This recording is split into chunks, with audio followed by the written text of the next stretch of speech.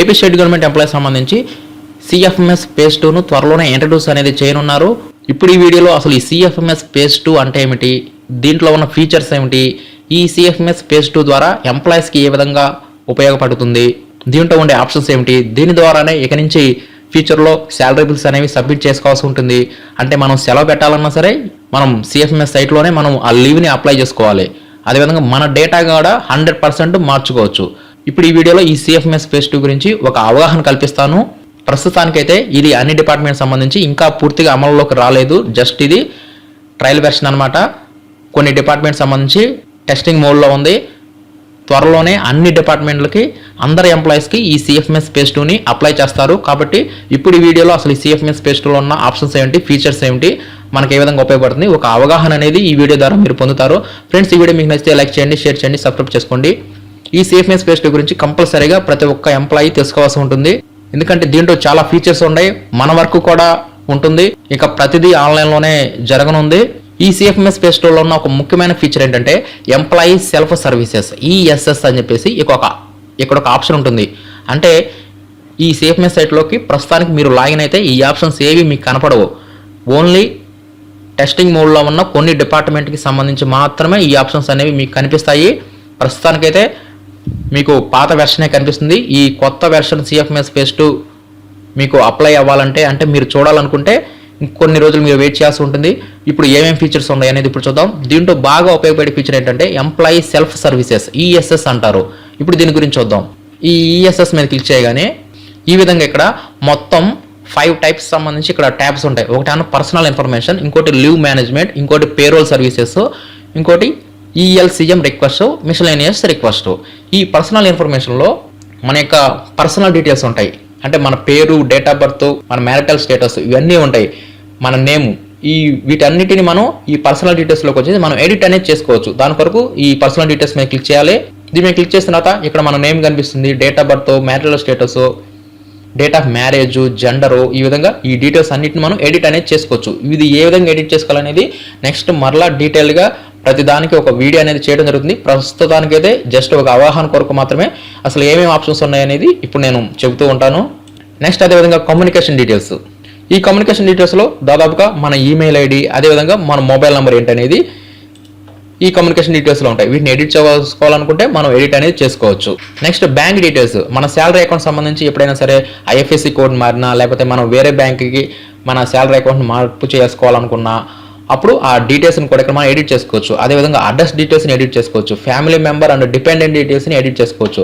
Personal IDs అంటే Aadhaar number, pan number, ఇంకా మన ఐడీస్ ఉంటాయి కదా మన ఎంప్లాయీస్ సంబంధించి, ఆ ఐడీస్ అన్నిటిని వీటిని ఎడిట్ కావాలన్నా కూడా ఎడిట్ చేసుకోవచ్చు. అంటే ఒకవేళ మన పాన్ నెంబర్ మిస్టేక్ పడినా, APJLI మిస్టేక్ పడినా, PF నెంబర్ మిస్టేక్ పడినా వీటన్నిటిని ఎడిట్ అనేది చేసుకోవచ్చు. అదేవిధంగా దీంట్లో లీవ్ మేనేజ్మెంట్లో లీవ్ రిక్వెస్ట్ అనమాట. అంటే మనం ఎప్పుడైనా సెలవు పెట్టాలంటే కంపల్సరీగా మన ఎంప్లాయ్ యొక్క పర్సనల్ లాగిన్లో లీవ్ రిక్వెస్ట్లోకి వచ్చేసి మనం సెలవుని అప్లై చేసుకోవాలి.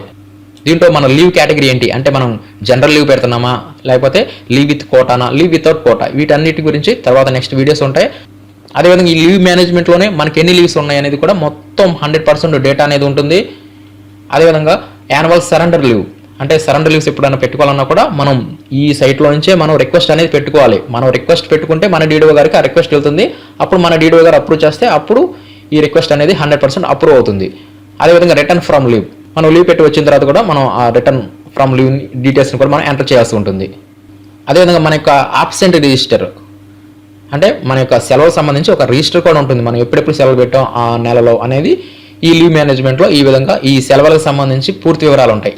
అదేవిధంగా పేరోల్ సర్వీసెస్. ఈ పేరోల్ సర్వీసెస్లో మనకి శాలరీ పే స్లిప్స్ అనేవి ఏపీ స్టేట్ గవర్నమెంట్ ఎంప్లాయీస్ సంబంధించి ఇప్పుడు దాకా అఫీషియల్ లింక్ అనేది లేదు. ఇప్పుడు ఈ CFMS phase 2లో మన యొక్క శాలరీ స్టేట్మెంట్ని మనం ప్రింట్అవుట్ అనేది 100% తీసుకోవచ్చు. అది ఏ విధంగా ఉంటుందనేది ఇప్పుడు చూద్దాం. దాని కొరకు ఈ శాలరీ స్టేట్మెంట్ మీద క్లిక్ చేయాలి. ఈ విధంగా మన యొక్క నెలల వారీగా ఇక్కడ శాలరీ ఎంత, గ్రాస్ ఎంత, డిడక్షన్ ఎంత చూపిస్తుంది. ఇప్పుడు మనం శాలరీ స్లిప్ని డౌన్లోడ్ చేసుకోవాలనుకుంటే ఆ నెల మీద క్లిక్ చేయాల్సి ఉంటుంది. సపోజ్ నేను ఇప్పుడు ఫిబ్రవరి నెలని సెలెక్ట్ చేశాను. ఈ ఫిబ్రవరి నెలకు సంబంధించి ఆ శాలరీ స్టేట్మెంట్ అనేది ఇప్పుడు మీకు చూపిస్తుంది.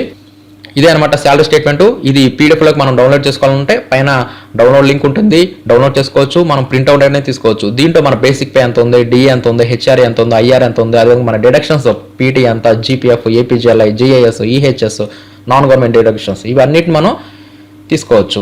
అదేవిధంగా ఈ ఫిబ్రవరి నెలలో ఆటోమేటిక్గా ఫామ్ 16 కూడా ఇక్కడ అదేవిధంగా ఆటోమేటిక్గా జనరేట్ అయిపోతుంది. అంటే మన శాలరీ పర్టికులర్స్ ఆధారంగా ఆటోమేటిక్గా మన యొక్క ఫామ్ 16 అనేది ఆటోమేటిక్గా టోటల్గా గ్రాస్ ఎంత వచ్చింది, ఎంత బ్యాలెన్స్, ఎంత స్టాండర్డ్ డిడక్షన్ ఉంది, అవన్నిటిని కూడా మన డిడక్షన్స్ ఏమేమి ఉన్నాయి ఈ డీటెయిల్స్ అన్నీ కూడా ఆటోమేటిక్గా ఈ శాలరీ స్లిప్లోకి వచ్చేస్తాయి. ఈ విధంగా సిఎఫ్ఎంఎస్ ఫేజ్ 2లో మనం శాలరీ స్టేట్మెంట్ని కూడా మనం పీడిఎఫ్లోకి 100% డౌన్లోడ్ చేసుకోవచ్చు. ఇది బాగా ఉపయోగపడుతుంది ఎంప్లాయీస్కి. అదేవిధంగా నామినేషన్ సంబంధించి ఆ డీటెయిల్స్ని కూడా మనం ఇక్కడ చూసుకోవచ్చు, వాటిని కూడా మనం ఎడిట్ చేసుకోవచ్చు. అదేవిధంగా ఐటీ డిక్లరేషన్, ఈ ఐటీ సంబంధించి మనం మినహాయింపులు ఉంటాయి కదా, అంటే సేవింగ్స్ ఉంటాయి కదా, వాటన్నిటిని కూడా ఇక్కడ మనం ఇవ్వచ్చు. దాని కొరకు దీని మీద క్లిక్ చేయాలి. అదేవిధంగా లోన్స్ అండ్ అడ్వాన్సెస్, మనం ఎప్పుడైనా సరే మనకి ఎలిజిబిలిటీ ఉన్న లోన్స్ సంబంధించి అంటే పిఎఫ్ లోన్లు కానీ లేకపోతే ఇంకేమైనా సరే ట్రెజరీలో మనకు కొన్ని లోన్స్ ఇస్తారు కదా, గవర్నమెంట్ లోన్స్, ఆ లోన్స్ మనం ఏమైనా అప్లై చేయాలనుకున్నా లేకపోతే ఏమైనా అడ్వాన్సెస్ కూడా ఏమైనా తీసుకోవాలనుకున్నా కూడా కంపల్సరీగా ఈ సిఎఫ్ఎంఎస్ సైట్లోనే ఎంప్లాయ్ యొక్క లాగిన్లోనే మనం మాన్యువల్గా అప్లై చేసుకోవాలి. ఇలా అప్లై చేసుకున్న తర్వాత రిక్వెస్ట్ అనేది డీడీఓ గారికి వెళ్తుంది. తర్వాత వారు అప్రూవ్ చేయగానే ఆ లోన్ అనేది శాంక్షన్ చేయబడుతుంది. ఈ విధంగా ఈ సిఎఫ్ఎంఎస్ ఫేజ్ 2లో మనమే ఆన్లైన్లో అప్లై చేసుకోవాలన్నమాట. అదేవిధంగా మనం ఎప్పుడైనా సరే డిప్రెషన్కి వెళ్ళినా, ట్రాన్స్ఫర్ ఏమైనా జరిగినా, వీటన్నిటికి సంబంధించి ఇక్కడ రిక్వెస్ట్ ఉంటాయి అన్నమాట. మొత్తం ఇక్కడ చాలా కేటగిరీస్ ఉన్నాయి. స్టెప్ అప్ తీసుకున్న, అడ్వాన్స్ ఏమైనా ఇంక్రిమెంట్ తీసుకున్న, పే ప్రొటెక్షన్ కావాలనుకున్న, మొత్తం ఇక్కడ రిక్వెస్ట్ ఉంటాయి. వీటి అన్నిటిని మనం అవసరం వచ్చినప్పుడు యూజ్ చేసుకుంటాం. నెక్స్ట్ అదేవిధంగా మిస్లేనియస్ రిక్వెస్ట్లో పెన్షనర్ సంబంధించి కూడా ఇక్కడ అన్ని రకాల డీటెయిల్స్ ఉంటాయి. అంటే పెన్షనర్ సంబంధించి ఎప్పుడైనా సరే మెడికల్ రీయింబర్స్మెంట్ బిల్స్ చేయాలన్నా ఆ ఎంప్లాయీ సంబంధించి ఈ మిస్లేనియస్ రిక్వెస్ట్లోనే మనం అన్ని చూడవచ్చు. దాని కొరకు దీని మీద క్లిక్ చేయాలి. దీని మీద క్లిక్ చేసిన తర్వాత నేచర్ ఆఫ్ రిక్వెస్ట్లో మెడికల్ రీయింబర్స్మెంటా లేకపోతే ఎల్టీసీ అడ్వాన్సెసా లేకపోతే ఈ విధంగా మొత్తం దీంట్లో కేటగిరీస్ ఉంటాయి. వీటిల్లోనే మనం ఆన్లైన్లో అప్లై చేసుకోవాలి మాన్యువల్గా. అదేవిధంగా మనం రిటైర్ అయినప్పుడు పెన్షన్ ప్రపోజల్స్ని కూడా ఈ సిఎఫ్ఎంఎస్ ఫేజ్ 2 ఈ సైట్లోనే మనం ఆన్లైన్లోనే మాన్యువల్గా పంపిస్తాం. ఈ పెన్షన్ ప్రపోజల్స్ ద్వారానే ఆన్లైన్లోనే మనం పెన్షన్ ప్రపోజల్స్ని కూడా మనం ఇక్కడి నుంచే పంపించాల్సి ఉంటుంది. అదేవిధంగా ఏదైనా ఆస్తి ఎప్పుడైనా ప్రాపర్టీ కొన్నప్పుడు కానీ ఆ ప్రాపర్టీ సంబంధించిన డిక్లరేషన్ కూడా వీటన్నిటిని కూడా ఈ సిఎఫ్ఎంఎస్ ఫేజ్ 2 సైట్లో మనం అప్డేట్ అనేది చేయాల్సి ఉంటుంది. ఈ విధంగా ఈఎస్ఎస్లో ఈ విధంగా పర్సనల్ ఇన్ఫర్మేషన్ ఉంటుంది. వాటిని ఎడిట్ అనేది చేసుకోవచ్చు. మనం ఎడిట్ చేసిన ప్రతిసారి ఆ రిక్వెస్ట్ అనేది మన డీడీఓ గారికి వెళ్తుంది. దానికి సంబంధించి ఆ ఎడిట్కి సంబంధించి మనం సర్టెన్ డాక్యుమెంట్స్ని కూడా మనం అటాచ్ అనేది చేయాలి. ఆ డాక్యుమెంట్స్ని అటాచ్ చేసి అంతా ఓకే అయితేనే డీడీఓ గారు అప్రూవ్ చేస్తారు. అప్పుడు మాత్రమే ఆ డీటెయిల్స్ అనేవి మారుతాయి. అదేవిధంగా లీవ్ సంబంధించి మనం ఆన్లైన్లో అప్లై చేసుకోవాలి. పేరోల్ సర్వీసెస్లో మన యొక్క శాలరీ స్టేట్మెంట్ డౌన్లోడ్ చేసుకోవచ్చు. ఫామ్ 16ని డౌన్లోడ్ చేసుకోవచ్చు. అదేవిధంగా కొన్ని రకాల రిక్వెస్ట్ ఉన్నాయి. మిస్లేనియస్ రిక్వెస్ట్లో కూడా ఇంకా పెన్షన్ సంబంధించి మనం రిటైర్ అయినప్పుడు కూడా రకరకాల సర్వీసెస్ అనేవి ఈ విధంగా ఈ మొత్తం అనేది ఈఎస్ఎస్లో ఉంటుంది. ఎంప్లాయీ సెల్ఫ్ సర్వీస్ ఆప్షన్ అనమాట. ఈ విధంగా ఈఎస్ఎస్లో మనం ప్రతిదానికి మనం రిక్వెస్ట్ అనేది పెట్టాల్సి ఉంటుంది. ఇలా రిక్వెస్ట్ అనేది పెట్టిన తర్వాత అప్పుడు మనకి నోటిఫికేషన్స్ రూపంలో మనం వాటన్నిటిని మనం చెక్ చేసుకోవచ్చు. అదేవిధంగా ఆ స్టేటస్ని కూడా హెచ్సిఎం అప్రూవల్లో మనం ఆ స్టేటస్ అనేది చెక్ చేసుకోవచ్చు. అంటే మనం ఏదన్నా లీవ్ సంబంధించి లీవ్ పెట్టామనుకోండి, లీవ్ పెట్టగానే మనం ఈఎస్ఎస్లో లీవ్ రిక్వెస్ట్ పెడతాం. పెట్టిన తర్వాత మన డీడీఓ గారికి వెళ్తుంది. మన డీడీఓ గారు అప్రూవ్ చేయగానే ఈ విధంగా హెచ్సిఎం అప్రూవల్లో మనం ఆ రిక్వెస్ట్ అనేది అప్రూవ్ అయిందా లేదు కూడా మనం చెక్ చేసుకోవచ్చు. అదేవిధంగా మన సెలవులకు సంబంధించి ఆ రిజిస్టరు, ఆ లీవ్ రిజిస్టరు, వీటన్నిటిని కూడా మనం ఈ సిఎఫ్ఎంఎస్ ఫేజ్ 2లో మనం ఈ ఆప్షన్స్ అన్నీ ఇవ్వబడినాయి. ఇక్కడ గమనించాల్సింది ఏంటంటే ఇక్కడ ప్రతిదీ ఆన్లైన్ చేస్తున్నారు. అంటే మన యొక్క పేరు, డేట్ ఆఫ్ బర్త్, మనకు సంబంధించి ఎస్ఆర్ మొత్తాన్ని ఆన్లైన్ చేస్తారు. ఈ ఆన్లైన్ అనేది ఎవరు చేస్తారంటే మనమే చేయాలి. అది ఎక్కడ చేస్తామంటే ఈఎస్ఆర్లో చేయాలి. ఈఎస్ఆర్లో 100% ఏ మ్యాటర్ అయితే ఉంటుందో సేమ్ ఆ ఈఎస్ఆర్లో ఉన్న పేరు ఏ విధంగా అయితే ఉందో, ఈఎస్ఆర్లో డేట్ ఆఫ్ బర్త్, ఈఎస్ఆర్లో ఉన్న ఏపీజీఎల్, ఈఎస్ఆర్లో ఉన్న పిఎఫ్ నెంబర్, ఆ విధంగా ఈఎస్ఆర్లో ఉన్న డేటా మొత్తం ఈ సిఎఫ్ఎంఎస్ ఫేజ్ 2లోకి లింక్ అవుతుంది. కాబట్టి ప్రతి ఒక్కరూ త్వరలోనే ఈఎస్ఆర్ని కూడా కంప్లీట్ చేసుకోవాల్సి ఉంటుంది. అంటే ప్రస్తుతానికి అన్ని డిపార్ట్మెంట్కి సంబంధించి ఈఎస్ఆర్ని అప్డేట్ చేసుకోమని ఇంకా షెడ్యూల్ అనేది ఇవ్వలేదు. కొన్ని డిపార్ట్మెంట్కి సంబంధించి మాత్రమే ఈఎస్ఆర్ని కంప్లీట్ చేయమన్నారు. త్వరలోనే అన్ని డిపార్ట్మెంట్స్కి ఈఎస్ఆర్కి సంబంధించి షెడ్యూల్ ఇచ్చి ఆ షెడ్యూల్ లాగా ఈఎస్ఆర్ని కంప్లీట్ చేయమంటారు. అలా ఈఎస్ఆర్ అనేది కంప్లీట్ అయిన తర్వాత ఆ డేటా మొత్తం ఈ సిఎఫ్ఎంఎస్ ఫేజ్ 2 సైట్లోకి రావడం జరుగుతుంది. కాబట్టి కంపల్సరీగా ఫ్యూచర్లో అందరూ ఈఎస్ఆర్ని కంప్లీట్ చేసుకోవాల్సి ఉంటుంది. ఆ ఈఎస్ఆర్ అనేది ఏ విధంగా ఫిల్ చేయాలి, సబ్మిట్ చేయాలనేది పాత వీడియో ఉంది. ఇంకా లేటెస్ట్ వీడియో కూడా ఇంకోటి చేయడం జరుగుతుంది. అసలు ఈ సిఎఫ్ఎంఎస్ ఫేజ్ 2 అనేది ప్రధానంగా హెచ్సిఎం మోడల్తో వర్క్ అవుతుంది. హెచ్సిఎం అంటే హ్యూమన్ క్యాపిటల్ మేనేజ్మెంట్. దీంట్లో ఎంప్లాయీ సంబంధించి అన్ని వివరాలు ఉంటాయి. అంటే పర్సనల్ ఇన్ఫర్మేషన్ ఉంటుంది, రెగ్యులరైజేషన్ సంబంధించి వివరాలు ఉంటాయి, ట్రాన్స్ఫర్, రిటైర్మెంట్, అదేవిధంగా బిల్స్ ఉంటాయి. వీటిలో ఉన్న డేటా ఖచ్చితంగా కరెక్ట్గా ఉండాలంటే ఈఎస్ఆర్లో మనం ఖచ్చితమైన ఇన్ఫర్మేషన్ని మనం అప్డేట్ చేయాల్సి ఉంటుంది. అదేవిధంగా ఈ హెచ్సిఎంలో మొత్తం 5 టైప్స్ ఉంటాయి, 5 రకాలుగా విభజించారు. అదేంటంటే ఎంప్లాయీ లైఫ్ సైకిల్ మేనేజ్మెంట్ అని, employee service record, employee self service, HR service, on behalf of service.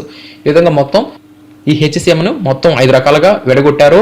అంటే ఎంప్లాయీ లైఫ్ సైకిల్ మేనేజ్మెంట్లో ఉద్యోగికి సంబంధించి జాయిన్ అయిన కాడి నుంచి పదవి విరమణ చెందేంత వరకు ఆ ఉద్యోగికి సంబంధించి రెగ్యులరైజేషను, ప్రొబేషను, ట్రాన్స్ఫరు, ప్రమోషను వీటన్నిటికి సంబంధించి ఆ వివరాలన్నీ ఈ ఎంప్లాయీ లైఫ్ సైకిల్ మేనేజ్మెంట్లో ప్రాసెస్ అనేది చేస్తారు.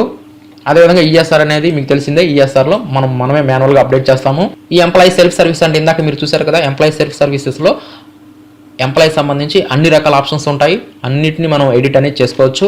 అదేవిధంగా HR services, on behalf of service ఇవన్నీ ఈ హెచ్సిఎం మాడ్యూల్లో ఉంటాయి. అదేవిధంగా bill preparation, salary bill preparation అనేది ఏ విధంగా ఉంటుందంటే మొత్తం ఈ ఈఎస్ఎస్లో కానీ ఈ ఎంప్లాయీ లైఫ్ సైకిల్ మేనేజ్మెంట్లో కానీ మనం రిక్వెస్ట్ అనేది పెట్టుకుంటాం కదా, అంటే పలానా తేదీన మనం సెలవు పెట్టాం, పలానా తేదీలో మనం హాఫ్ లీవ్ పెట్టామని ఈ రిక్వెస్ట్ అన్ని డీడీఓ గారికి వెళ్తాయి. ఇవన్నిటిని 22వ తారీఖు డీడీఓ గారు మొత్తం వాడి సహాయంతో వారి యొక్క లాగిన్లో ఆ బిల్ అనేది ఆటోమేటిక్గా డిస్ప్లే అయిపోతుంది. చెక్ చేసుకొని శాలరీ అనేది ప్రాసెస్ అనేది చేస్తారు. ఇదేనమాట ఎంప్లాయీ లైఫ్ సైకిల్ మేనేజ్మెంట్. ఈ విధంగా త్వరలోనే సిఎఫ్ఎంఎస్ ఫేజ్ 2 అనేది అన్ని డిపార్ట్మెంట్లకి వర్తించనుంది. ఇప్పటికే మీకు ఈ సిఎఫ్ఎంఎస్ ఫేజ్ 2 అంటే ఏమిటి, ఏమేమి ఆప్షన్స్ ఉన్నాయి, ఎంప్లాయీ సంబంధించి ఏ ఆప్షన్స్ ఉన్నాయి, అదేవిధంగా శాలరీ స్లిప్స్ని ఏ విధంగా డౌన్లోడ్ చేసుకోవచ్చు అనేది మీకు అవగాహన అయ్యి ఉండిద్ది అనుకుంటున్నాను. త్వరలోనే అన్ని డిపార్ట్మెంట్స్కి అమలు కానున్న ఈ సిఎఫ్ఎంఎస్ ఫేజ్ 2 అనేది ఈ విధంగా ఉంటుంది. ఈ సిఎఫ్ఎంఎస్ ఫేజ్ 2లో ఈ విధంగా ఆప్షన్స్ అనేవి ఉంటాయి.